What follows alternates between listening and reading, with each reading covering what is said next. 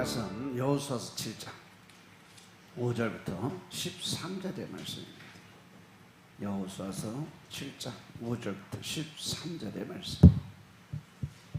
아이 사람이 그들의 36인쯤 죽이고 성문 앞에서부터 스바림까지 쫓아와서 내려가는 비탈에서 쳤으므로 백성의 마음이 녹아 물같이 된지라.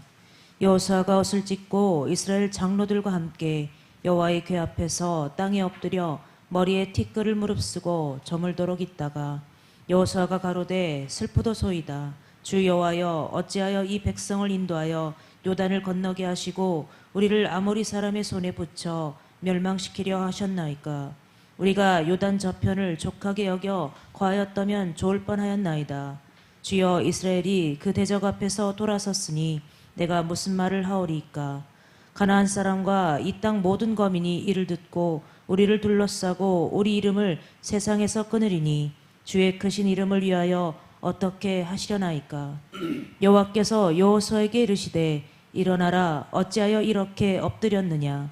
이스라엘이 범죄하여 내가 그들에게 명한 나의 언약을 어기었나니 곧 그들이 바친 물건을 취하고 도적하고 사기하여 자기 기국 가운데 두었느니라. 그러므로 이스라엘 자손들이 자기 대적을 능히 당치 못하고 그 앞에서 돌아섰나니 이는 자기도 바친 것이 됨이라. 그 바친 것을 너희 중에서 멸하지 아니하면 내가 다시는 너희와 함께 있지 아니하리라. 너는 일어나서 백성을 성결케 하여 이르기를 너희는 스스로 성결케 하여 내일을 기다리라. 이스라엘의 하나님 여호와의 말씀에 이스라엘아, 너희 중에 바친 물건이 있나니 내가 그 바친 물건을 너희 중에서 제하기 전에는 너의 대적을 당치 못하리라. 아멘. 할렐루야. 우리 하나님 참 좋으신 하나님이십니다. 아멘.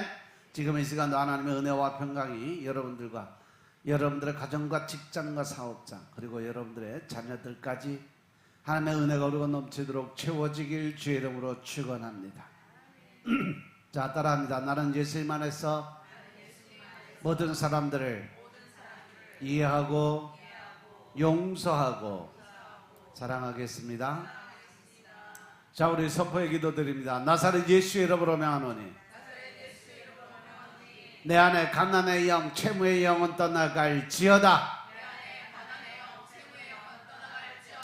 내 앞에 하나님의 축복을 가로막는 모든 악한 영들은 속히 떠나갈지어다. 내 죄로 인해서 나를 떠나갔던 모든 영권, 인권, 물권은 속히 회복되어 돌아올지어다. 아멘. 우리 안에 있는 모든 가난의 영, 채무의 영이 떠나간 줄로 믿습니다. 우리의 모든 빚은 다 청산되어진 줄로 믿습니다. 우리 앞을 가로막고 있는 하나님의 모든 악한 사단의 영은 이 시간 다 떠나간 줄로 믿습니다. 내 죄로 인해서 나를 떠나갔던 영권, 인권, 물권의 모든 권세들이 다 회복되어 돌아온 줄로 믿습니다. 아멘. 이 시간도 하나님께 영광을 드리는 귀한 시간 되시길 주의 이름으로 축원합니다. 오늘은 여호수아 7장 5절부터 13절 말씀 가지고 아간의 범죄라는 제목으로 말씀을 나누겠습니다. 따라합니다. 아간의 범죄. 아간의 범죄. 오늘 본문 말씀을 드리기 먼저 여호수아서 6장 24절 25절의 말씀을 보시면 여호수아가 그 모든 이스라엘 사람과 더불어서 세라의 아들 아간을 잡고 그 은과 외투와 금덩어리 그리고 아들들 딸들 또 소, 나귀, 양 그가 가지고 소유하고 있는 모든 것을 이끌고 아골 골짜기에 가서 하나님의 명령에 따라 그들을 다 멸하는 장면이 기록되어 있습니다. 이 여호수아서 1장부터 4장의 말씀은 40년 동안 광야를 통과하면서 이제 막 바데스 광야의 그 앞에 요단강을 건넌 이스라엘 백성들이 마침내 가나안 정복을 위해서 준비하고 가나안 정복을 시작하는 그런 말씀이 1장부터 4장의 말씀이에요. 그리고 이 여호수아서 5장에서 6장 말씀은 뭐냐? 그 땅에 입구에 자리 잡고 있던 가장 견고하고 높은 성, 교만하고 단단한 도성, 그 성이 어떤 성이요? 여리고성이에요. 우리 안에 가지고 있는 사람들의 그 마음 속에 늘 그 단단한 여리고성을 하나씩 다 가지고 있다는 거죠. 그것들을 무너뜨리고 부서뜨려야 우리가 하나님 앞에 온전히 엎드릴 수 있고 내려놓음을 할 수가 있는데, 우리는 그 모든 것에서 자아의 여리고성을 무너뜨리지 못함으로 인해서 늘 하나님과 대적관계가 되고 하나님에 대한 원망이 있고 불평을 갖고 살 수 있게 만들어 놓는 거예요. 이제 남은 일은 그야말로 그냥 대나무를 쪼갤 때 한번 위에서 탁 한 번에 쫙 쪼개지는 것처럼 이 파죽지세로 가난 도성들을 하나하나 정복해 나가는 것뿐이죠. 그런데 이스라엘 백성들이 할 수 있는 일은 아무것도 없어요. 왜? 그들은 40년 동안 광야 생활만 했지 뭐 전쟁할 준비도 하고 무기를 준비한 것도 아니고 싸움 훈련한 것도 아니고 할 수 있는 일이 아무것도 없어요. 그저 그들은 하나님께 기대고 하나님이 말씀하신 대로 순종하고 복종하는 삶을 살아가는 것뿐이에요. 그런데 오늘 7장 본문의 말씀을 보면 이렇게 파죽지세로 달려갈 수 있는 길이 열렸음에도 불구하고 전혀 예상 밖의 말씀이 나와요. 불과 인구가 12,000명밖에 없는 작은 성 아이성 정복에 들어갔는데 실패하는 장면이 나오는 거죠.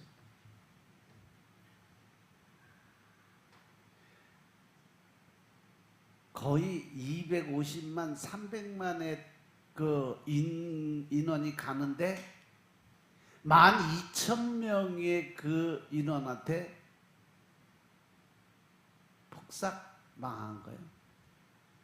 전쟁을 해서 진 거예요. 아이라는 뜻 자체가 아주 작은이라는 의미를 가진 것이 아이요. 즉 작은 성이 있다라는 의미죠. 그런데 여리고성을 무너뜨린 그들이 이 작은 아이성 정복에 실패했다는 것은 정말 있을 수 없는 이야기라는 거죠. 우리가 늘 살아가면서 보면 어떠한 일에 큰 일을 이루어 갔을 때 내 자아의 모습이 살아가면 내 안에 여리고성이 점점 단단하게 들어오고 있다는 사실 명심하시기 바랍니다. 여호수아도요, 앞에 이렇게 쭉 읽어보면 늘 기도하던, 기도를 드리면서 하나님의 뜻을 구하던 여호수아가 아이성 전투에 들어가서는 하나님 앞에 기도를 안 드려요. 사람들의 소리를 듣고 그 백성들이 원하고 그 백성들이 요구한 대로 그냥 전쟁하러 가서 결국 그걸로 인해서 실패를 맛보게 되죠. 과연 그 이유가 뭘까? 그곳에는 욕심의 사람 아간이 있었어요. 그 아간 때문에 그 성에 졌다는 그런 말씀을 하세요. 오늘 7장 말씀이 그렇게 시작을 해요. 여호수아 7장 1절의 말씀 보시면 이스라엘 자손들이 바친 물건을 인해서 범죄를 했다. 이것은 바로 유다 지파 세례 증손 삽디의 손자 갈미의 아들 아간이 하나님께 드려진, 이미 하나님께 올려진 그 물건을 도적질했다는 거죠. 그래서 하나님의 진노가 바로 이스라엘 백성 전체에게 임했다라고 기록했어요. 그렇다면 아간의 죄는 과연 어떤 성질이었을까? 하나님께서 여리고성 정복을 명령하시면서 엄하게 말씀하신 것이 있습니다. 그것은 전리품, 즉 온전히 바친 물건은 일체 손을 대면 절대 안 된다 하는 거죠. 왜? 그것은 누구 거다? 하나님 거죠.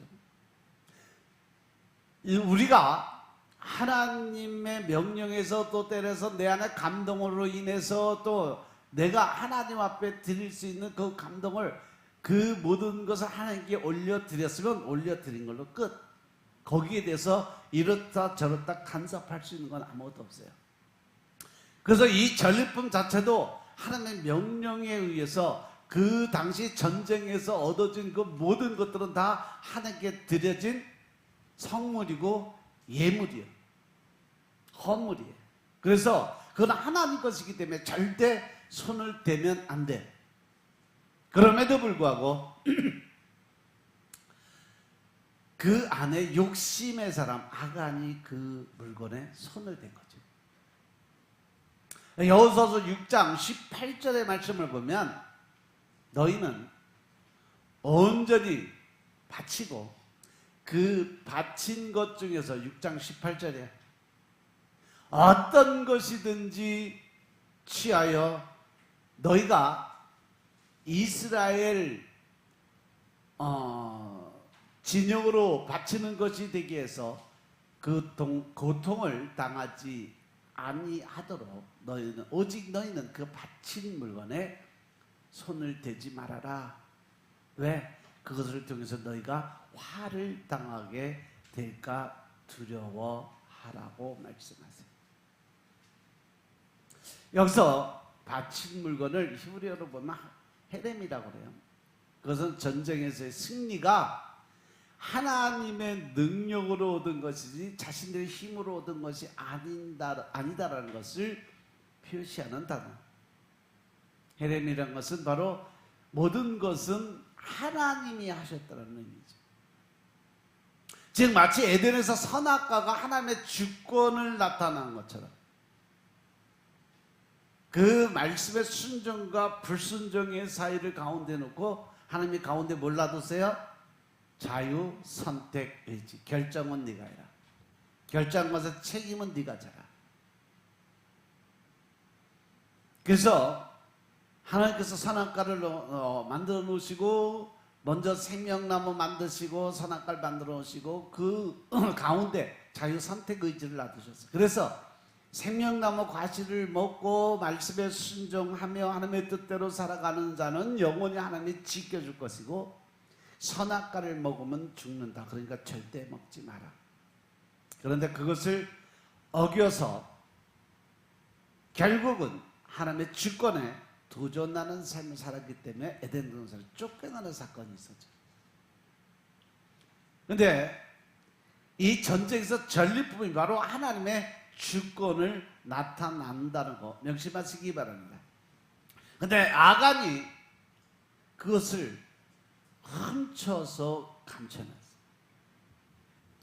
바로 아담이 하와가 하나님이 주권에 도전해서 선악과를 따먹은 것처럼 아간이 하나님의 물건을 도적질해서 하나님의 주권에 도전을 했다는 거죠.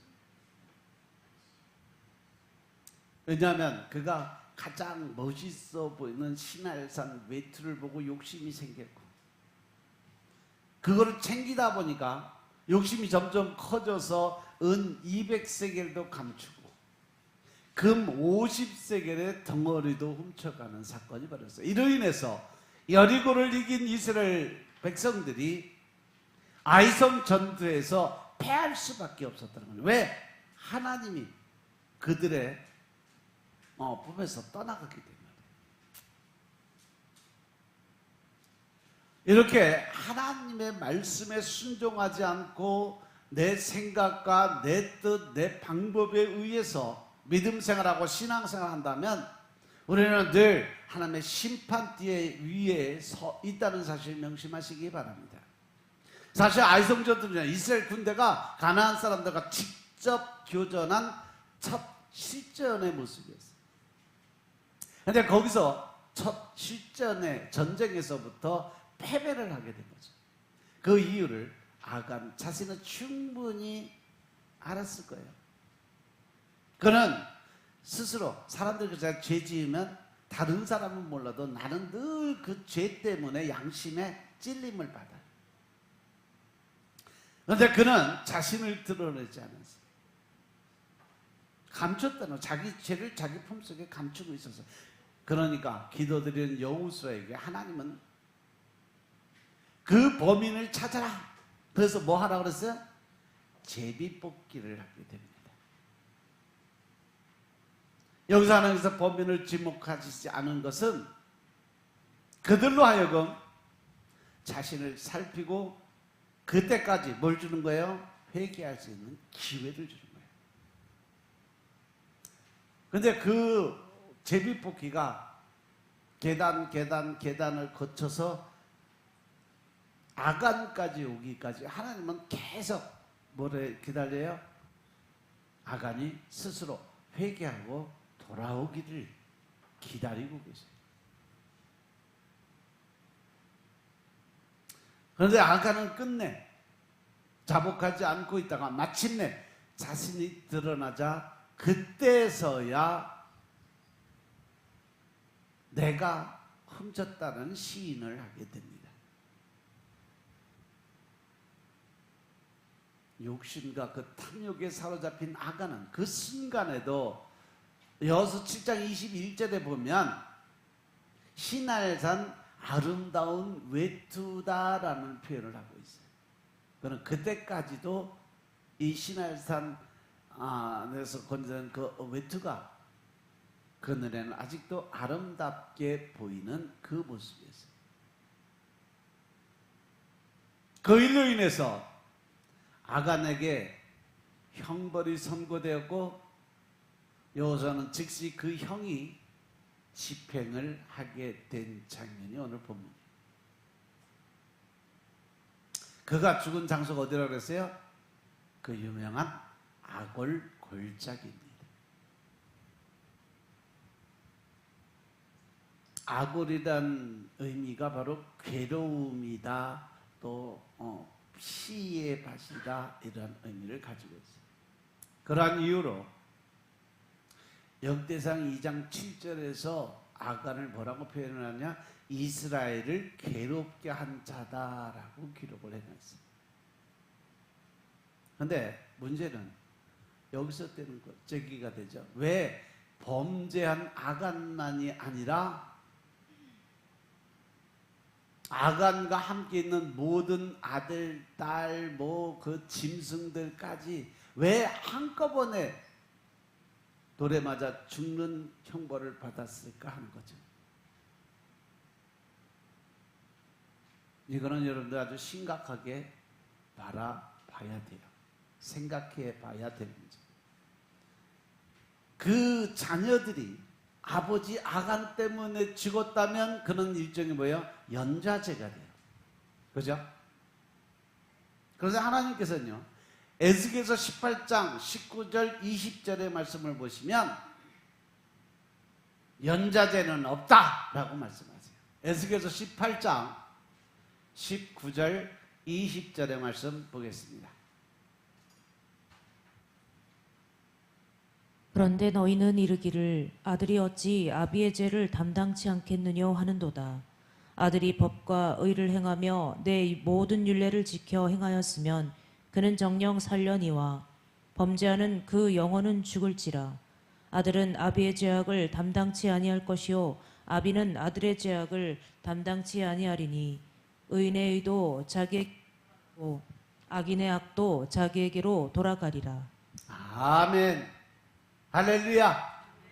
하나님이 말씀하시는 것은 자기가 지은 죄는 자기가 받고 자기가 이룬 공은 자기가 받는다.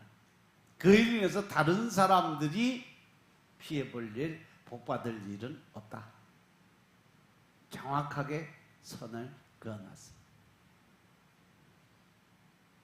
아들은 아비의 죄악을 담당치 아니하고 아비는 아들의 죄악을 담당치 아니하. 책임질 필요가 없다는 거예요.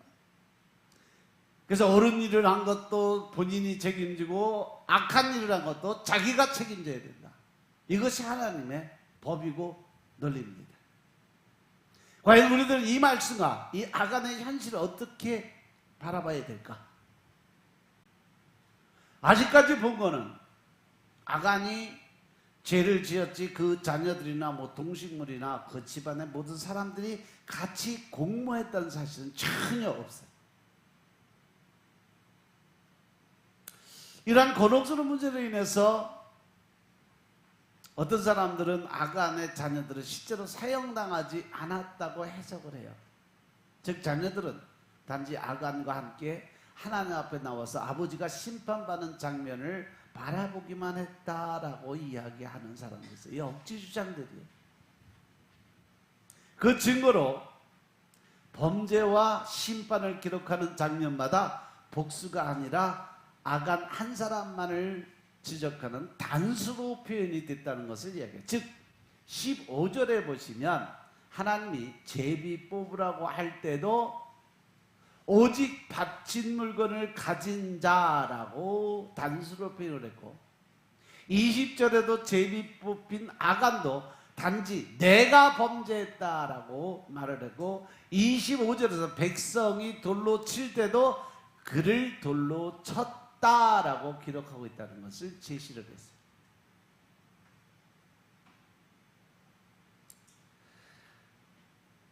24절 25절의 말씀 보면 여호수아가 이스라엘 모든 사람으로 더불어 세라의 아들 아간을 잡고 그 은과 외투와 금덩이와 그 아들들과 딸들과 소들과 나귀들과 양들과 장막과 무릇 그에 속한 모든 것을 이끌고 아골 골짜기로 가서 여호수아가 가로되 내가 어찌하여 우리를 괴롭게 하느냐 여호와께서 오늘날 너를 괴롭게 하시리라 하니 온 이스라엘이 그를 돌로 치고 그것들도 복수가 나왔죠? 이 뒤에는 생각을 안 했다는 거죠. 그것들도 돌로 치고 불사르고 결국 이 25절에 그를 돌로 치고에 이어서 그것들도 돌로 치고 불살랐다는 기록을 한 것을 보면 그 자녀들도 아간의 범죄에 어떻게 같이 동참을 했다는 거죠. 여기 이 구절을 히브리어로 지각하면 그를 돌로 치고 그들도 돌로 치고 불살랐다. 다 죽었다. 그렇다면 아간의 가족에게 행한 모습은 무엇일까? 24절에 보시면 아간과 함께 끌려온 것은 그 은과 그 외투와 금덩이와 아들들과 딸들, 소들, 나귀, 양, 그의 장막에 그 장막과 그에게 속한 모든 것이라 그랬어요. 집까지 그때는 천막 생활했으니까 집까지 완전히 다 걷어서 집까지 다 무너뜨려 태워버렸다는 얘기예요. 그래서 우리말 성경에 보시면 가족들과 재산들을 모두 돌로 치고 불태웠습니다라고 기록했고 또 쉬운 성격의 번역을 보니까 그 후에 모든 백성은 아간과 그의 가족들을 돌로 쳐 죽였습니다. 그리고 나서 아간과 그의 가족들을 불러 태웠습니다. 이렇게 번역을 했는데 이것도 뒤에 부분은 조금 생각을 해봐야 돼요. 결국 아간 혼자가 아니라 그의 가족 모두가 하나님의 심판대에 서서 심판을 받았다는 겁니다. 그런데 문제는 여전히 남아있죠. 왜? 아간 한 사람 때문에 그의 가족이 심판을 받아야만 했는가라는 거죠. 이 문제는 아간만 범죄한 것이 아니라 만약 그 가족이 아간의 범죄에 같이 동참해서 연루됐다면 심판을 받을 수밖에 없다. 연좌죄가 아니라 자기죄. 그죠? 그렇게 되면 그들이 심판받은 것은 아간 때문이 아니라 자신들의 죄로 인해서 심판을 받은 것이 되기 때문에 결국 연좌죄는 성립이 된다 안 된다? 안 된다. 오늘 본문이 아간 중심으로 그의 죄를 기록하고 있는 것은 사실이지만 그의 죄가 진행된 실제적인 정황을 바라보면 그의 가족이 함께 연루됐다는 것이 훨씬 더 자연스럽다고 볼 수 있어요. 왜냐하면 아간이 훔친 물건을 가족들도 모르게 자기 집에 혼자 몰래 가서 숨겨놓는다는 것은 쉽지 않다는 거죠. 왜? 외투가 부피가 엄청 커요. 거기다 은이 200세겔에 금이 50세겔이에요. 엄청 덩어리가 커요. 그걸 자기 집에 감춰놨는데 몰래 아무도 모르게 그걸 감춰놨을까? 절대 그럴 수가 없다는 거죠. 근데 집안 식구들이 그것을 다 욕심의 탐심의 눈으로 바라보고 자기 아버지가 해온 것에 대해서 만족함을 느끼고 같이 동참의 자리에 섰기 때문이었습니다. 이 모습을 보면서 우리들은 내 삶의 전쟁에서 패배하고 승리하는 것 중에 어느 것이 더 중요하다라고 생각을 할까? 아간의 모습을 보면 이긴 것이 화가 된 거죠. 흔히들 유대인들은 승리하는 것보다, 성공하는 것보다 실패하는 것, 패배하는 것을 더 중요하게 생각한다고 그래요. 보통 사람들은요, 승리한 것만 기억하고 패배한 것은 잊어버린 그러한 습성이 있지만, 유대 민족들은요, 실패를 통해서 가장 귀중한 교훈을 얻고 그것을 교훈 삼아서 새로운 일을 창조해낸다고 그래요. 그래서 그들은 실패만한 좋은 스승이 없다라는 격언을 가지고 있어요. 실패만한 좋은 스승이 없다. 내가 그만큼 실패했기 때문에 성공할 수 있었다라고 이야기하는 거죠. 그래서 패배의 천재라고 불리는 그들은 패배를 생각하면 늘 새로운 힘을 얻는다라고 이야기해요. 지금 이스라엘 백성들이 전 세계에서 가장 머리가 좁고 성공 확률이 가장 컸던 이유는 바로 그들이 그만큼 많은 뭐를 경험했어요? 실패를 경험했기 때문에 그들이 가장 지금 좋은 자리에 갈 수 있었다는 거죠. 따라서 그들의 습성 안에는 이스라엘의 가장 큰 축제가 유월절이라고 그래요. 그 유월절을 지키는 이유가 이날이 그들의 조상들이 에집트에서 노예 생활을 하다가 해방이 되고 다시 자기의 이스라엘로 돌아온 날을 기념하고 더불어서 하나님께서 이스라엘 민족을 해방시켰음을 기억하는 날이에요. 즉 다시 말해서 자기들의 가지고 있는 가장 힘들고 어려운 치욕스러운 430년의 종살이를 결코 잊지 말자는 거죠. 이 2월절의 축제 때는요, 맛소라는 빵을 먹는데 아무것도 안 넣었어요. 아주 맛없는 빵. 거기다가 가장 쓴 나물을 먹어요. 그리고 가장 퍽퍽한 요즘에 새로운 추가된 것이 바로 삶은 달걀이에요. 이런 몇 가지 제한된 음식만 먹는데 그것은 조상들이 고생하던 것을 생각하고 상기하기 위한 것이라고 해요. 그들은 그러한 행사를 통해서 노예 생활하던 그 고통을, 조상들의 그 고통을 되새기고 다시는 그러한 일이 생기지 않도록 새롭게 다짐하는 의미에서 유월절을 지켜요. 지금 이스라엘이 중동 지역에서 전쟁을 발발한 이유도 그 안에 들어 있습니다. 또 하나님이 예언적 말씀에 성경에 이미 다 기록이 되어 있는 상태의 일이 지금 이루어지고 있습니다. 요즘 시대 보면 매일매일 신제품들이 쏟아져 나와요. 하루만 자고 일어나면 새로운 것들이, 뭐 전화기도 1년만 지나가면 그 안에 전화기가 더 좋은 것들이 몇 개씩 나와. 근데 세계적인 마케팅 전문기관 미국 AC 닐슨의 현지 법인인 한국 닐슨이 조회한 그 바에 의하면 그들이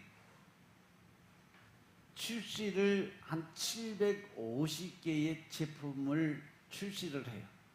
근데 성공의 확률은 11%라는 거죠. 그 많은 신제품 중에 뿌리를 내리고 판매되고 성공하는 것은 10개 중에 1개 정도밖에 안 된다는 거예요.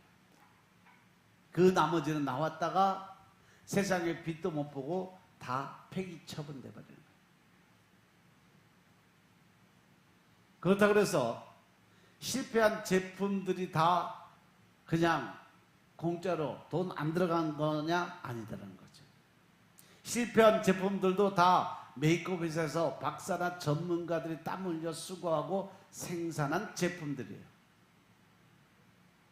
기업들은 한 품목에 거의 연구비가 한 50억에서 100억이 들어간다고 해요. 결국 한 품목에 실패하면 50억 원 이상의 비용 부담을 안게 되는데도 불구하고 끊임없이 신제품 개발을 위해서 노력을 해요. 왜? 한 개만 성공하면 그 모든 것을 다 메꿀 수 있는 길이 있어요. 그래서 새로운 제품을 만들기 위해서 연구실과 공장이 24시간 불을 밝히고 있다는 거죠. 이 모습을 우리의 삶에 대비해서 본다면 과연 나는 실패했을 때, 사업에 실패를 하고 어떠한 인생의 삶에 패배했을 때 나는 과연 어떠한 마음의 자세를 가지고 살아가는지 한번 돌아보시기 바랍니다. 흔히들 뭐 실패했다고 해서 또다시 실패할 것을 두려워해서 아무것도 하지 않고 그냥 주저앉아서 낙심하고 절망하는 사람들이 얼마나 많은지 몰라요. 아예 도전할 자체의 생각도 못해요. 왜? 그 안에 들어와 있는 부정적인 마인드가 결국 인생을 포기하게 만드는 거죠.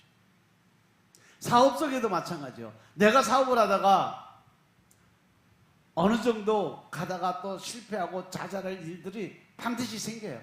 그런데 그 실패하고 좌절하는 그 순간에 좀 더 말씀을 의지하고 하나님께 구하고 기도 드려서 하나님의 뜻대로 가는 방법을 택한다면 그 문제를 쉽게 해결하고 해결해 나갈 수 있는데 그 문제를 내가 해결하고 내 방법, 내 뜻으로 가다 보니까 하나님과 상관이 없을 때 그때는 우리는 더 큰 절망과 좌절을 느낄 수밖에 없다는 사실 명심하시기 바랍니다.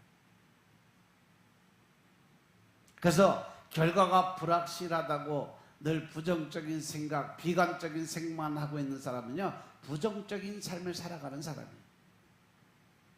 그러한 사람은 아마 평생 가도 성공의 근처도 못 갈 그럴 사람의 성품이에요.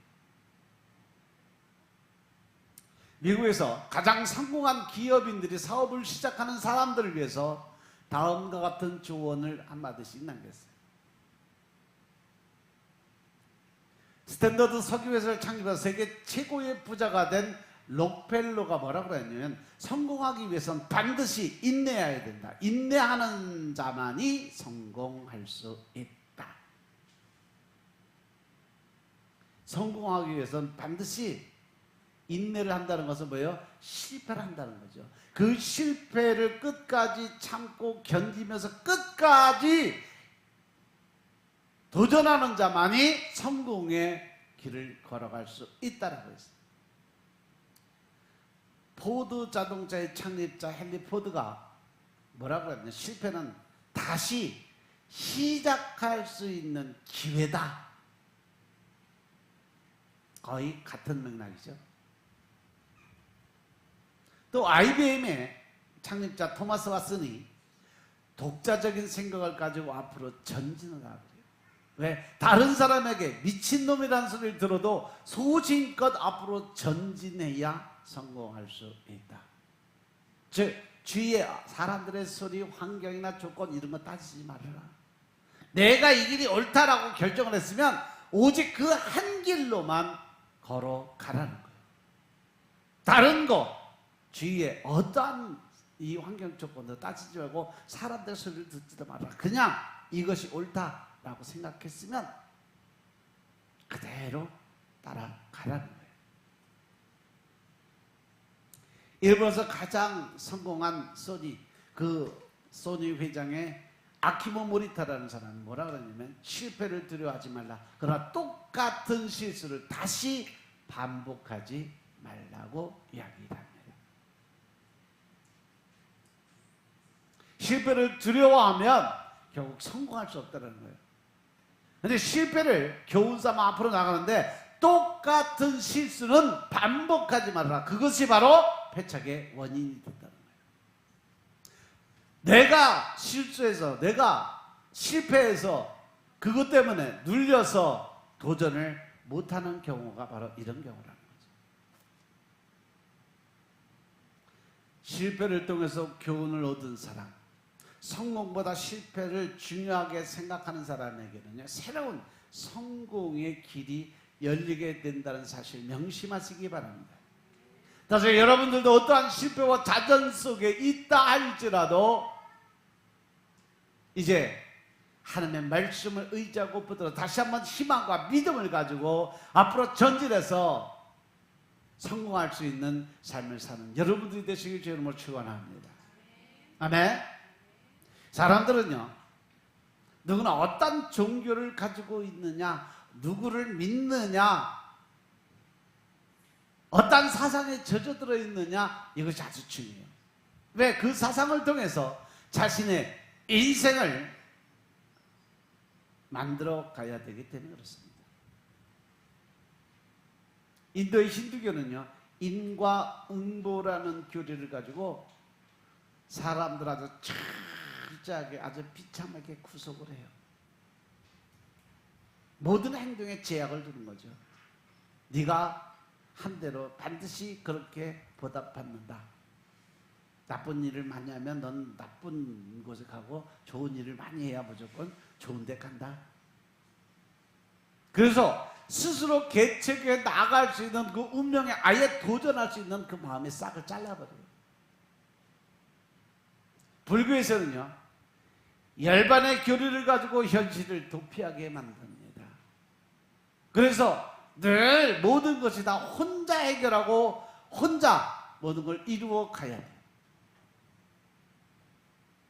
열반에 들어가기 위해서는 모든 것을 다 내려놔야 돼요. 아무것도 하지 말아야 돼요. 회교에서는 운명론이나 숙명론을 가르치면서 사람들의 나태함을 조작해가요. 그런데 우리가 믿는 하나님, 즉 기독교에서는 십자가의 교리를 가르치죠. 죽음에서 부활하신 예수님의 승리가 우리의 승리라는 것을 믿고 늘 불가능에 도전하게 만들어요. 왜? 부정적인 생각, 부정적인 그 언어들을 다 제어해버리고 긍정적이고 도전적인 삶을 살게 만든다는 거죠. 희망과 용기를 가지고 기적을 향해서 한 걸음 두 걸음 전진하게 만드는 것이 바로 십자가의 논리예요. 십자가의 복음이에요. 그래서 전 세계에서 정치가 발전되고 경제가 부흥한 복지국가, 선진국가가 믿는 종교가 다 뭐예요? 기독교입니다. 우리가 일반적으로 생각할 때 성공한 사람이라고 모두가 다 인류 대학을 나온 것은 아니에요. 성공한 사람, 가장 유명한 사람들의 학력을 보면요, 초등학교도 안 나오고 중학교 중퇴된 사람이 수두룩 뻑뻑이요. 세계적인 기업가 카네기,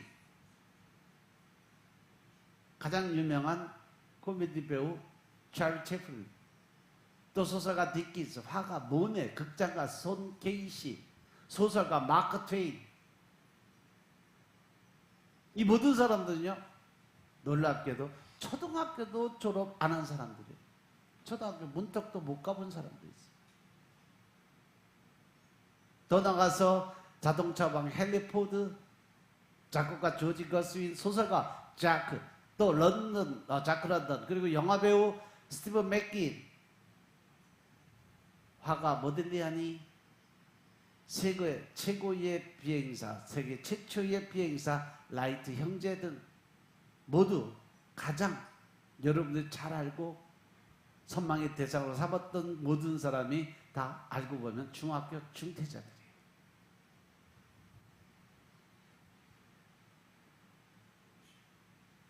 왜 이런 말씀드리냐면 우리나라의 교육에 관한 부분이 참 잘못되어 있다는 생각이 들어서 그래요.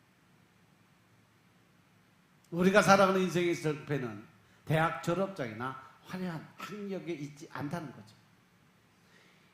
인생을 살아가면서 실패하고 성공하는 그 행복은 그가 어떠한 가치관을 가지고 있느냐에 따라 달라지고 있다는 사실 명심하시기 바랍니다. 아멘. 따라서 시편 1편 1절 2절에 보면 복 있는 사람에 관해서 말씀을 나눠줘요. 복 있는 사람은 악인의 꾀를 따르지 아니하고 죄인들의 길에 서지도 아니하고 오만한 자들의 자리에 앉지 아니하고 오직 여호와의 율법을 즐거워하고 그 율법을 주야로 묵상하는 그러한 사람이 바로 복받는 사람이다. 아멘. 우리가 삶에서 도전이 없는 사람은 무기력한 사람이고 귀한 인생을 낭비하는 사람인 것임을 깨달으시기 바랍니다.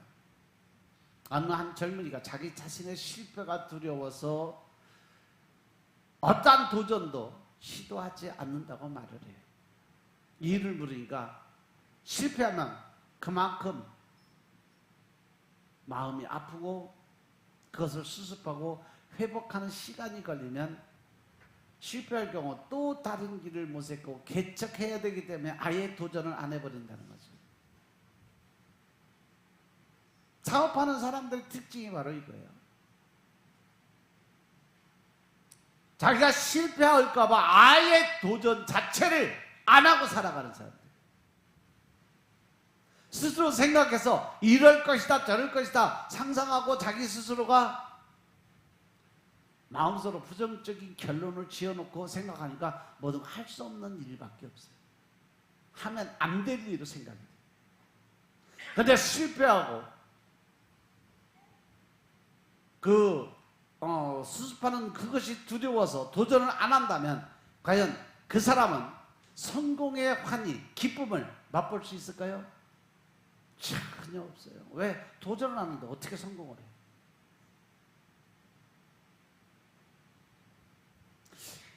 존 기츠라는 사람이 실패에 대한 아주 명쾌한 해석을 해놓은 것을 봤어요. 어떤 의미에서 볼 때 실패는 성공에 이르는 고속도로라고 할 수 있다. 왜? 실패를 통해 거짓된 것을 발견함으로써 우리가 참된 것을 구하게 되는 것이다. 그리고 모든 새로운 체험은 우리가 후에 피할 수 있는 잘못된 오류를 발견하게 만들어준다라고 이야기를 했어요. 실패를 많이 한 사람만이 성공의 확률이 더 크다라는 거예요. 도전을 많이 해본 사람이 성공할 수 있는 확률이 크다는 거죠. 왜? 자기 실패를 통해서 그 성공의 본질의 모습을 볼 수 있으니까. 즉 다시 말해서 빨리 가는 속도가 문제가 아니라 어떻게 가느냐의 방향의 문제라는 거죠. 어디까지 갔는지가 아니라 어떠한 길을 내가 걸어가고 있느냐가 더 중요하다는 사실이에요. 믿습니까? 그래서 여러분들 혹시 여러분들이 어떤 계획하고 도전하는 일에 실패하던 일이 있었냐는 거죠. 만약에 실패했더라도 두려워하거나 걱정하지 마시라고 말씀을 드리는 겁니다. 왜? 그 실패의 자리에 섰다면 나는 바로 성공의 출발점에 서 있다는 사실을 명심하라는 거죠. 이것이 바로 긍정적 마인드의 생각이에요. 실패했다고 좌절하고 실망하고 그걸로 인해서 절망하는 자리에 섰다면 그건 부정적인 마인드의 삶의 모습이에요. 교육의 아버지라고 부르는 베스탈로치, 그의 인생을 보면 25세에 고향 취리아에서 멀지 않은 곳에 토지를 구하고 노이호우라고 하는 이상적 농촌을 경영을 했는데 쫄딱 망했어. 다 말아먹었어. 그리고 28살 때 그곳에 빈민학교를 설립하고 돈이 없어서 교육 못 받는 아동들을 모아서 그들에게 일을 시켜가며 인간적 교양을 가르치고자 노력을 했어요. 그런데 극심한 재정난 때문에 결국은 그것도 문을 닫게 돼서 실패했어요. 그리고 프랑스 혁명의 여파로 스위스에 새 공화국이 수립되고 나서 이것을 반대해서 스탄트 지방에 내란이 발생하면서 그 지방에도 사백을 헤아리는 고아가 생겨요. 그래서 그들을 구제할 목적으로 고원을 시작하고 80명의 어린이들을 모아서 교육을 했는데 반년도 못 돼서 그것도 쫄딱 망했어요. 왜? 후원자가 오고 자본금이 없어서 그들을 굶어 죽일 수밖에 없어요. 그건 또 이상적 학교를 꿈꾸고 죽기까지 약 20년 동안 그 일에 몰두해서 한데 크게 성공하는 듯 그의 명성도 사방에 떨치고 세계 각처에서 견학오는 사람도 많았어요. 그런데 그의 직원 2사람의 반목과 불화 때문에 결국 문을 닫고 노여우로 돌아가고 말았어요. 그것도 실패했어요. 베스텔로치가 80년 동안 고난과 역경 속에서 실패한 삶만 살아간 게 80년이요. 그리고 그가 생애를 끝마치게 됩니다. 베스텔로치의 본질, 우리가 책에서 보고 배운 것보다 그의 인생에 대한 전기를 읽어보면 그 사람처럼 힘들고 어렵고 불쌍하게 산 사람은 없어요. 그런데 오늘날 누가 베스텔로치를 실패자로 부를 수 있겠냐는 거죠. 비록 그의 사업이 하나같이 좌절하고 고배를 마셨지만 그는 여전히 교육 역사상 가장 위대한 스승 중에 한 사람으로 남아있다는 사실이죠. 몰트게라는 사람이 뭐라 그랬냐면 나는 언제나 청년의 실패를 가장 흥미있게 바라본다. 청년의 실패야말로 그의 성공의 척도다라고 얘기했어요. 그러면서 그가 실패를 어떻게 생각하고 있는가, 절망하고 후퇴했는가, 아니면 더욱 용기를 내가지고 전진하는 마인드를 가지고 있냐, 그것으로 그의 생애가 결정된다라고 얘기했어요. 바로 얼마나 빨리 가고 얼마나 크게 성공하냐가 문제가 아니라 어느 방향으로 내가 결정을 해서 어떠한 방향으로 그 일을 추진해 나가고 있느냐, 긍정적인 생각과 마인드냐, 부정적인 생각과 마인드냐, 그것을 통해서 그가 성공하고 실패하는 일이 결정이 된다라고 하는 거예요.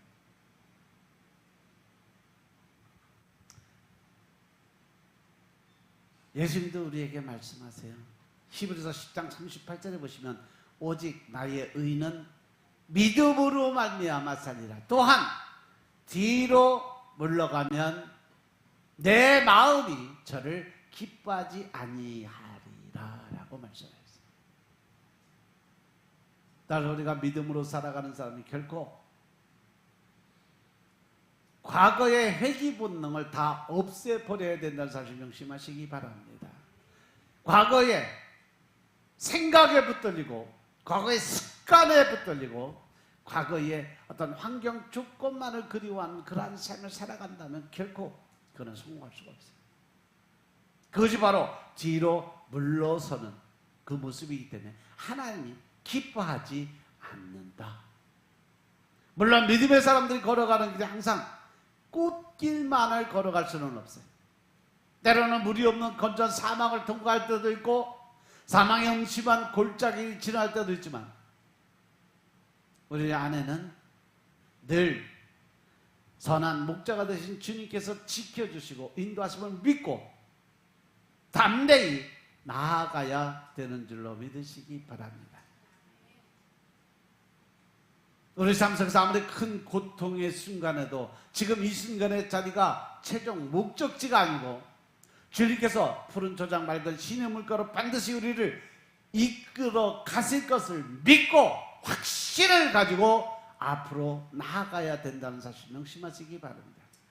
나는 알 수 없지만 내 안에 계신 성령 하나님이 나를 도와주시면 나는 모든 것이 할 수 있다 하면 된다 해보자. 믿음의 사람들로서는 여러분들 되시길 주님의 이름으로 축원합니다. 내가 원하지 않는 상황이 닥쳐오더라도 내가 멈추거나 뒤로 물러서면 절대 안 된다는 사실 명심하시기 바랍니다. 왜냐하면 우리가 주님을 믿고 그분을 의지하고 그분의 뜻에 따라 순종하는 삶을 살아갈 때 주님께서 앞서 가시면서 우리의 인생의 길을 만들어 주신다는 사실 명심하시기 바랍니다. 믿으시기 바랍니다. 그래서 오직 의는 하나님의 백성, 하나님 나라의 백성들은요 믿음으로 말미암아 살아갈 수 있다는 사실을 명심하시기 바랍니다. 믿음이 없이는 하나님을 기쁘시게 할 수가 없어요. 따라서 믿음으로 구원받아서 영생 복락의 천국에 가고 믿음으로 세상과 싸워 이길 수 있는 담대함을 반드시 가지고 있어야 된다. 그래서 하나님 말씀하는데 에베소 6장 10절에 바로 하신 말씀은 그 말씀이에요. 너희들이 싸울 것은 혈과 육의 싸움이 아니라 바로 영적인 싸움이다. 그 영적인 싸움이 바로 하나님의 나라를 이루어가는 모습인 것임을 깨달으시기 바랍니다. 그런데 믿음이 아닌 세상의 방식으로 싸우다 보니까 늘 자아가 앞서고 자기 생각이나 뜻이 앞서고 그런 싸움을 하다 보니까 어려움을 당하고 좌절하고 낙담에 빠지게 될 수밖에 없다는 거죠. 그래서 스스로 자기 자신에게 실망하고 좌절하게 되고 그것을 통해서 하나님과의 관계가 점점 멀어지는 삶을 살아갈 수밖에 없다는 거예요. 왜? 그것은 하나님을 절대적으로 의지하지 않고 절대적으로 나를 믿고 내 생각과 내 뜻대로 자기 고집과 아집의 삶을 살아가기 때문에 힘든 것임을 깨달으시기 바랍니다. 진정한 믿음의 사람들은 눈앞에 펼쳐진 현실의 상황 때문에 일희일비하지 않아요.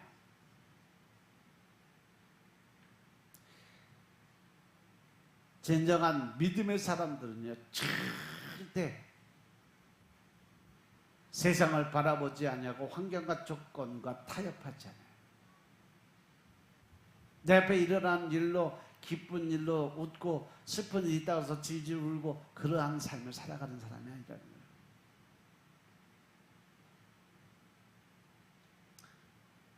속담에 그런 말 있잖아요. 일로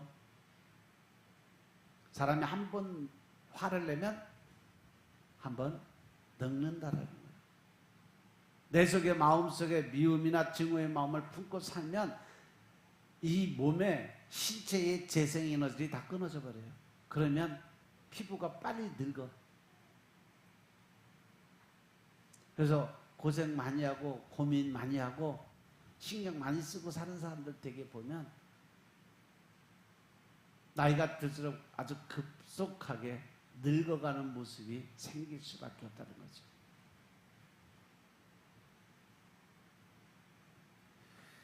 그래서 믿음의 사람들은 때에 따라서 내가 모든 상황, 환경, 조건을 이해할 수 없는 상황 속에서도 신실하신 하나님만을 믿고 오직 예수 오직 한 길의 길을 걸어가는 사람들이 되어야 된다. 오직 하나님만을 믿고 의지하며 따라가는 믿음의 사람. 이것이 진정한 믿음의 사람들인 것임을 깨달으시기 바랍니다. 때에 따라서 세상의 사람들은요 미래의 삶을 알 수 없고 어떻게 되는지 어두움 속에 살아가기 때문에 이 불확실한 미래 때문에 고민하고 하루하루 살아가는 자체를 두려움으로 느끼고 살아가요. 하지만 믿음의 사람들은 최후의 승리는 우리의 것이고, 더 나아가서 우리 인생은 언제나 해피엔딩, 가장 즐겁고 행복한 삶으로 끝나는 것을 알고 있기 때문에 그 어떠한 압제와 핍박 가운데서도 희망을 가지고 찬양을 드릴 수 있는 삶을 살아간다는 사실 명심하시기 바랍니다. 이 시간 한번 나를 돌아보세요. 나는 과연 어떠한 삶을 살아가고 있나? 매일매일 고민과 번뇌 속에서 사단이 가져다주는 그런 생각에 빠져서 늘 시기와 질투의 마음을 갖고 살아가는지, 아니면 현실을 바라보고 근심과 걱정하면서 자기 욕심을 채우기 위해 좀 더 나은, 조금 더 좋은 아간의 모습처럼 살아가고 있는지 한번 돌아보시기 바랍니다. 아무리 시대가 바뀌고 세상의 풍조가 나날이 바뀌어 가더라도 하나님을 믿는 우리들은 늘 내 안에 소망을 가지고 오직 둯대를 향해서 달려가야 되는 줄로 깨달으시기 바랍니다. 사도 바울의 고백처럼 이제 내가 달려갈 길 다 가고 모든 것 다 이루었으니까 이제 오직 둯대를 향해 달려간다. 그 둯대가 뭐예요? 바로 내가 생명의 면류관을 위해서 달려가고 있다라는 거예요. 믿습니까? 믿습니까? 따라서 환경과 조건을 따져가면서 자기 생각에 빠져서 고민과 번뇌 속에 뒤로 물러나서 침륜에 빠지는 것을 하나님이 기뻐하시지 않는 것을 알면서도 버리지 못한 자아 때문에, 고집과 아집 때문에 아직도 내가 마음의 중심의 자리에 서 있기 때문에 버리지 못한 그 자아의 모습 때문에 힘들고 어려운 삶을 살아간다면 이 시간 다 내려놓으시기 바랍니다. 온전히 주님께 맡기세요. 하루하루 살아가는 것 자체, 숨 쉬는 것 자체, 내가 매일매일 살아가는 그 삶 속에 늘 주님이 동행하심을 믿고 모든 것 주님의 뜻대로, 내 주연 주님의 뜻대로 하옵소서. 내 원대로 마옵시고 주님의 뜻대로 하옵소서. 고백하는 신앙을 가지시길 주의 이름으로 축원합니다. 우리가 넘어진 자리에서 다시 일어나고 믿음의 소망을 가지고 오직 주님만 바라보고 달려갈 수 있는 여러분들이 되시길 주의 이름으로 축원합니다. 이번 한 주간도 늘 하나님의 말씀을 의지하고 늘 기도 드리는 삶으로 하나님이 기뻐하고 즐거워하는, 그리고 하나님을 웃게 하고 하나님이 기뻐하시는 그런 삶의 주인공들이 다 되시길 주의 이름으로 축원합니다. 기도드리겠습니다. 아버지 하나님 감사드립니다. 이 시간도 아간의 모습을 통해서 나의 모습을 돌아보게 하시니 감사합니다. 실패와 좌절 속에서도 늘 주님의 동행하심을 믿고 주님을 의지하고 담대히 나아갈 수 있는 믿음의 주인공들이 다 되게 하옵소서. 부정적인 생각, 부정적인 그러한 모습으로 살아가는 것이 아니라 성령님과 동행하는 삶을 통해서 늘 긍정적인 마인드와 긍정적인 생각, 긍정적인 도전적인 믿음을 가지고 살아갈 수 있는 우리의 인생이 되게 하옵소서. 모든 말씀을 주 예수 그리스도의 이름으로 감사드리며 기도드려 싸움나이다. 아멘.